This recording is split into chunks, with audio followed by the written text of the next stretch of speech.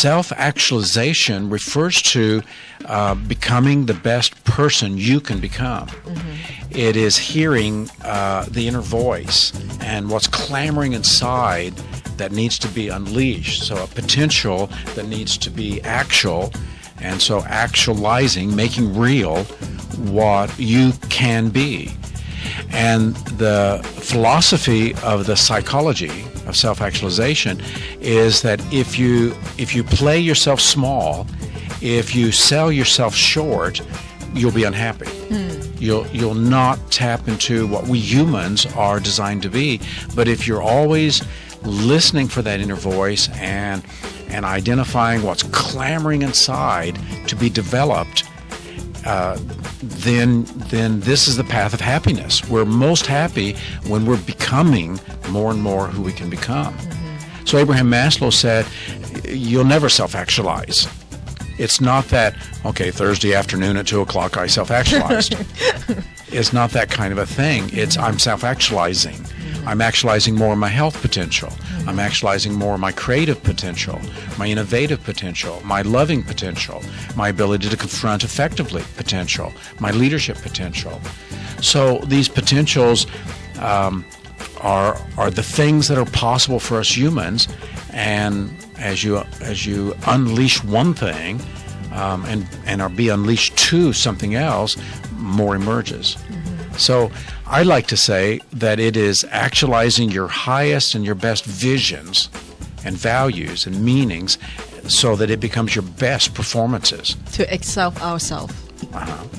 Let's see.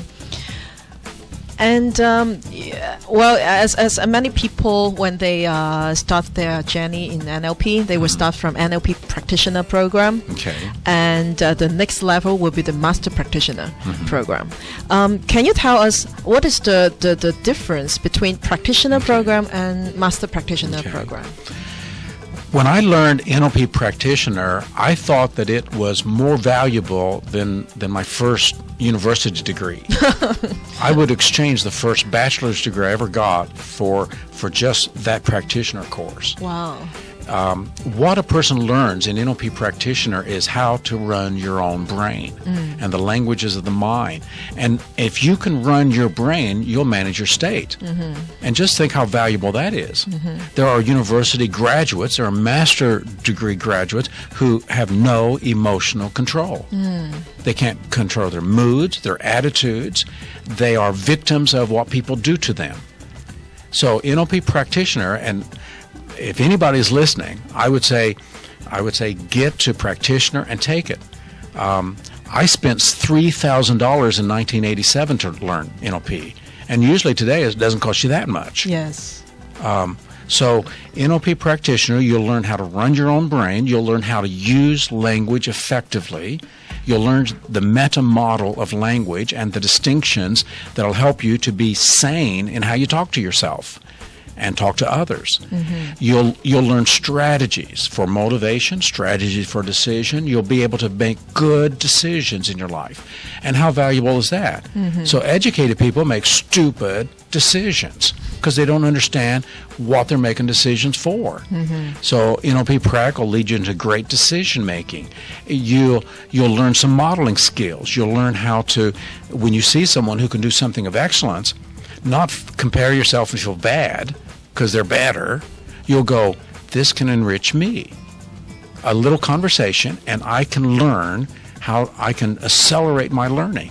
NLP is an accelerated learning process. You'll learn how to learn. NLP Prac, you'll learn a lot of patterns. You'll go through many patterns, how to take away the emotional negative charge of emotions. You'll learn how to cure phobias. You'll learn how to create a state of excellence, a circle of excellence. So there's so many different things that people will learn in Prac. NLP practitioner, if a person is in therapy and they know how to learn, I would recommend quit therapy, go to NLP Prac. You'll get much more. Now, if a person isn't convinced about NLP practitioner and running your own brain and just getting clear and clean of the past, it'll help you live now and into the future, we have a program and it's 3 days. It's just 3 days, and you'll get a lot in those 3 days of what I'm just talking about. It's called Coaching Essentials. We call it that. It's just an introduction, and my prediction is if you take that, you'll want the practitioner course. The warning I would have is find a good, solid NLP trainer who knows what he or she is talking about. Ask them what they're going to learn. Ask them if they're going to learn it consciously. If they say anything about installing it unconsciously, run. But it's not unconsciously learning. Sorry. No, because that's someone else doing something to you. Yes. It's you learning how to do these things for yourself. You'll learn about timelines. You'll learn about how hypnosis works, how self-hypnosis, which is what communication is, how that works. So that's NLP practitioner. Master practitioner is once you learn that content, there's a little bit more content to learn. Meta programs, meta states. These are the higher level structures, and you'll learn that in Master Prac. But Master Prac is mostly now learning how the structure works and how you can now work with any experience at the structural level. And so I took my Master Prac in 1989, and it cost me $3,000. That was way back then. And it probably won't cost you that much. Or if it costs you that much, it's really well worth it. And so the Master Practitioner, and when I took it in 1989, I wrote a book from that. It's called The Spirit of NLP. And it's about the spirit of curiosity and wonderment and playfulness and being ferociously persistent, persevering, and having the kind of attitude that you can make things happen. And how valuable is that? So, as you've mentioned, when we learn NLP, we probably will learn a lot of strategies, a lot of patterns. So, what kind of mindset, effective mindset, we should have, or we should equip in order to learn NLP? Well, I would recommend curiosity and playfulness, and then testing. We say in NLP, this is experiential. That is, you can test it in your experience. So you can find out if it works. So you don't need research to tell you if it works. Go inside, do this process, see the results. If you're not getting results, look at the pattern again, get someone to help you through the process, and practice it a few times, and you'll experience that it works. So that'd be the attitude of playful, curious, openness, learning, and then testing. I don't want anybody to take it just at my word. And a good NLP trainer will not say, you have to believe me. They'll say, you test it. Test it in your life. See if it works. If it doesn't, let me know. We'll see where something is interfering. We'll take care of it. So many people, when they heard about NLP, they've got a lot of myth about NLP. So what is the common myth about NLP? One common myth is that everything will happen just like that. Just a snap of a finger, that everything is fast. There's a couple patterns that are really fast. Now, the phobia pattern happens to be one. And a well-qualified person can take away a phobia in 10, 15 minutes. But there's very few things like that. So one myth is everything should be fast. Well, I wish it was. But we are not magicians. Yeah, it's not that kind of magic. Wealth creation, for instance. If you have a get-rich-quick mentality, you are a victim for anybody who's got a scheme. It's not going to work that way. It's going to take some time, because you get rich when you have something valuable to offer, and you've developed the expertise, and you've found your market, and you know how to communicate and sell it, and then give yourself a decade, and you can become rich. Same thing with health. I wish we could just create a state of health. Step in there, anchor it, and you're healthy. But it doesn't work like that. You have to exercise. You have to eat right. You have to sleep right. You have to learn those strategies, put it together, practice it for a while, and you will have energy. You will have vitality, and you'll be healthy. So many things, leadership. You're not going to just instantaneously become a leader. You've got to learn how to communicate effectively, inspire people, set frames, solve problems. So a lot of these things, so one big myth is NLP is fast. Well, about some things it is, and about some things it is not. And so once again, back to your question, the attitude, you're going to have perseverance and determination and willingness to stay with something, to really learn it. Be persistent. Be persistent. The work of the Swedish psychologist Eriksson's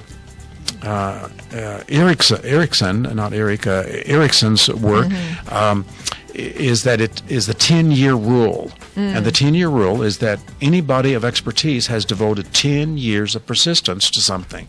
And that's what allows them to be an expert now. So like you, like Michael. So we are so glad, Michael, you introduced NS Neurosomatic into Hong Kong a few years ago. How would you perceive the development of NS in Hong Kong in the future? We have a lot of good neurosomatic trainers here. And they're training. We've got trainers in the hospitals and in several businesses. We got people doing public trainings, neurosomatic. I don't know how many trainers there are here now, but quite a number. A lot of meta coaches. And so I'm very pleased to see the people who've come. The great majority of them, I can say, are high-quality people of ethical concern, people who are professional, people who are doing it because they love people, and that's their first concern, to make a difference in the world. So what is the future challenge for NLP? Well, the challenge still is to get it known. Most people do not know what we're talking about. There's now lots of books. There's lots of videos and CDs and just all kinds of things. But the great majority of the people on this planet do not know what we speak of. And so we've got to get it known. We've got to get screenplays written about NLP. We've got to get novels written of NLP. We've got to get into all forms of the media with NLP so that people can know this technology. So we are on the right track. NLP Cafe is on the right track. You're definitely on the right track. Okay. So the last question is, if you have to put in few words, what is the spirit of NLP? Well, the spirit is just absolute curiosity about what's possible, and the refusal to be limited by old beliefs and old myths and things. So that'll be one of the challenges before us. Another myth of NLP, and we've kind of mentioned it, is that somebody can put this in you unconsciously. I don't know why some in the field have gone that way.